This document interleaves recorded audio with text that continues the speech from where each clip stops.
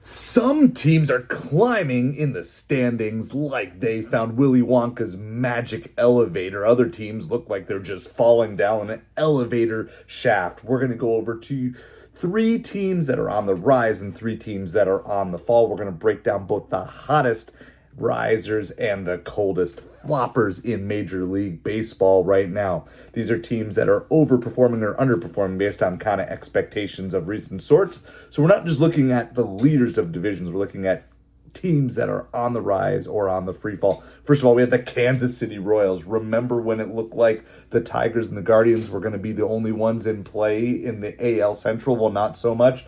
In addition to the Minnesota Twins getting on a bit of a winning streak, the Kansas City Royals have just absolutely been dominating for the last 2 weeks. They have basically hit the fast forward button. They've won 5 straight in 14 of their last 16 games. Bobby Witt Jr. is putting together highlight reel after highlight reel, including a walk-off today. This is screaming superstar. And those of you who invested in his baseball cards a couple years ago on the dip, maybe you're going to get paid off here eventually as it is. They're only a game and a half out of the division lead, which looked so far away just a couple weeks back. Number 2 on our risers are the St. Louis Cardinals. We got the power in the Midwest for sure.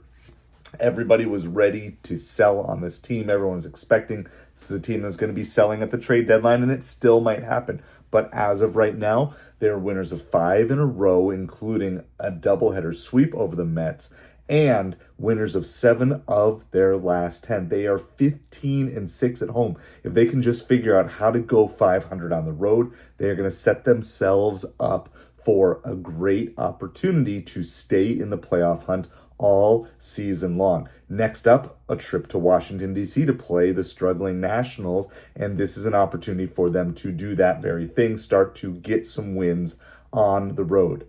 If they can hit 500 record away from Busch Stadium, then wait and see. Let's see what this team can possibly do. The third team that is on the rise is the Philadelphia Phillies. They've gone 8-2 in their last 10 games, trimmed the Mets lead down to 2 games after being almost 5 games back. This is more than just a comeback. This is a statement and a knowledge to the Mets that these Phillies are not going away anytime soon. Even with a resurgent Atlanta Braves behind them, the Phillies continue to keep that margin.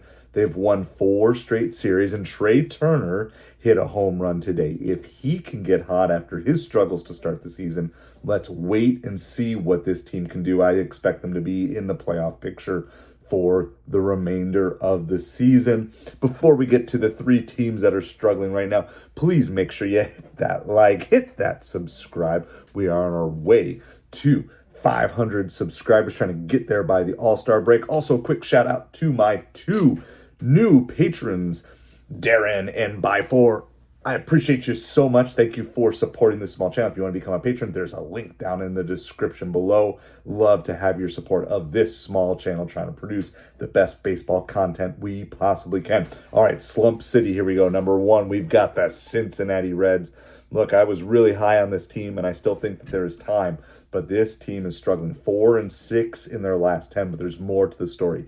Since mid-April, okay, so we're talking almost a full month now, the only series wins they have are against the Pirates, the Orioles, and the Rockies. Sure, beating bad teams is nice, but you also have to beat not bad teams, and this is the Reds' problem right now. They're only able to beat the bad teams, and they're struggling to win series against any team that has any sort of a decent record that's playing well whatsoever. They just demoted their closer, Alexis Diaz, and hey, how about we work out a trade with the Mets to reunite him with his brother? Maybe we can run him through the Mets pitching lab, but nonetheless, their offense is ghosting it when it matters as well.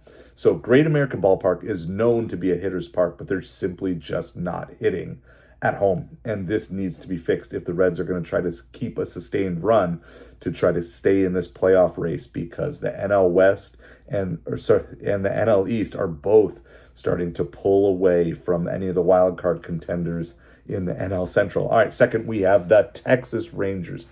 If I had told you that Jacob deGrom was on fire and pitching like the deGrom of old and this team was still falling in the standings, you'd be very disappointed. And that's exactly what is going. Having Jacob deGrom back and pitching well should be the good news. But in their last 10, they're 3-7, and 2 of those wins are deGrom wins. They still haven't won a series since mid-April. They've got the Red Sox and the Rockies coming up, so hopefully they can get this thing turned around when they play the Rockies. Now, they have just hired Brett Boone as their new hitting coach, and Evan Carter was just brought up from the minors. So is this a turnaround plan, or is this a desperation? Do you think this is going to be a flaming chuck wagon that's going to go down, or do you think that this is going to be the start of the turnaround? Let me know down in the comments below. All right, the last struggling team we have is the Toronto Blue Jays. They were definitely a popular pick in the preseason to maybe win the AL East, or certainly to be a wild card contender. But check the power chords in Toronto, because this offense is completely unplugged. They're 4-11 in their last 15, 3 games under 500 for the season, and they are bottom third in the AL in hits, bottom third in RBIs, in home runs, in total bases, in slugging percentage. Basically, if it's a hitting stat, they're near the bottom of the league at it, and it's just not what it is. The Yankees are continuing to pull away. The Red Sox are building the lead on them, and the Jays are stuck in neutral, having just signed a major commitment contract to Vlad Guerrero Jr. and not really sure what in the world to do. They're too committed to rebuild or even do a retool, and yet they're not putting things together. Can they figure out how to make this team click? Let me know down in the comments below. What teams did I miss? What teams should I consider and be watching for the weeks ahead of teams you expect to fall or rise in the standings?